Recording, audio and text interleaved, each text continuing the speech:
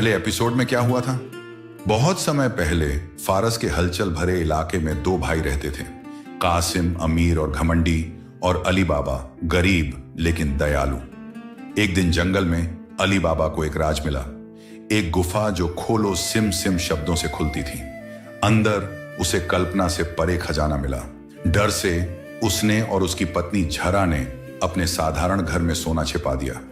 लेकिन जब जहरा ने सिक्कों को तौलने के लिए कासिम से एक तराजू उधार लिया तो एक सिक्का उसके नीचे धंस गया, और इस तरह कासिम को सच्चाई का पता चला।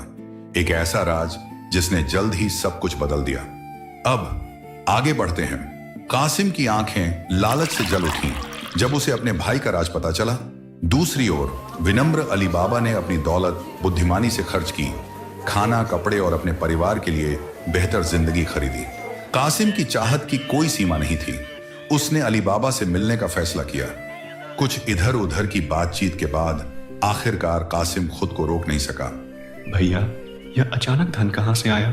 अली बाबा ने बातचीत टालने की कोशिश की, लेकिन कासिम रहस्य जानने के लिए बहुत उत्सुक था।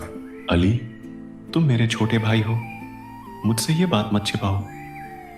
अली बाबा चतुर तो था, लेकिन अपने भाई के साथ अपने संबंधों को लेकर भावुक भी था।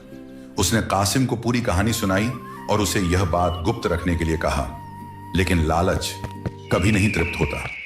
अगले ही दिन कासिम एक बड़ी गाड़ी लेकर जंगल की ओर दौड़ पड़ा। उसने जादुई शब्द बोले और गुफा में घुस गया। गुफा के अंदर धन देखकर वह हैरान रह गया।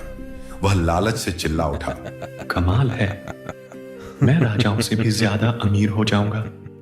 जब उसकी गाड़ी खजाने से भर गई और कोई जगह नहीं बची तो कासिम गुफा के दरवाजे पर गया और कहा, डिम डिम खोलो। लेकिन कोई प्रतिक्रिया नहीं हुई। जिम जिम खोलो, फिर कोई प्रतिक्रिया नहीं हुई। गुफा बंद रही।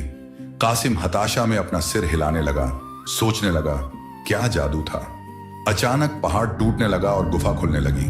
कासिम ने देखा चोर गुफा में प्रवेश कर रहे हैं। चोर वापस आ गए हैं। हताश कासिम ने छिपने की कोशिश की, लेकिन उसकी गाड़ी चोरों को दिखाई दे रही थी।